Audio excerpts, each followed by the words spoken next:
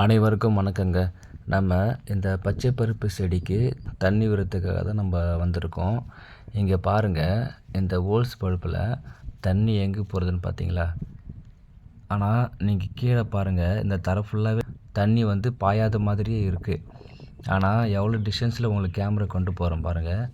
இந்த இடத்துல பாருங்கள், இந்த சின்ன வெடிப்பு மாதிரி இருக்குல்ல, அந்த இடத்துல நான் கையால் என்ன பண்ணுறேன்னு பார்த்தீங்கன்னா, அந்த மண்ணை எடுக்கிறேன்.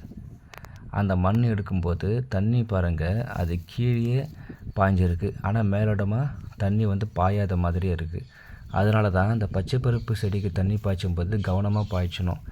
இந்த செடிக்கு தண்ணி ஃபுல்லாக விட்டோம்னா செடி வந்து இறந்து போயிடும். அதனால் வந்து நம்ம வந்து அந்த செடிங்களுக்கு தண்ணி விடும்போது மேலோட்டமாக தண்ணி பாய்ஞ்சுதான்னு மட்டும் பார்க்காம அடியிலையும் தண்ணி பாய்ஞ்சுதான்னு ஃபஸ்ட்டு பார்க்கணும். அடியில் பாய்ஞ்சதாவே போதும் நம்மளுக்கு. அடிவேரில் வந்து லைட்டாக ஈரப்பதம் இருந்தாவே நம்மளுக்கு வந்து செடி வந்து நல்லாவே வரும். இந்த தண்ணி பாய்ஞ்சோன்னே இந்த கொக்குங்களாம் பாருங்கள், அந்த பூச்சிங்கள்லாம் வந்து வெளியே வரும். அந்த பூச்சிங்கள்லாம் சாப்பிட்றதுக்காக ரெடியாக இருக்கிறாங்க. விவசாயம் உங்களுக்கு பிடிக்குமானா மறக்காமல் என்னோடய சேனல் லைக் பண்ணுங்கள், ஷேர் பண்ணுங்கள், சப்ஸ்கிரைப் பண்ணுங்கள். எங்களை போல விவசாயிகளை நீங்கள் மறக்காமல் ஆதரிங்க. நன்றி, வணக்கம்.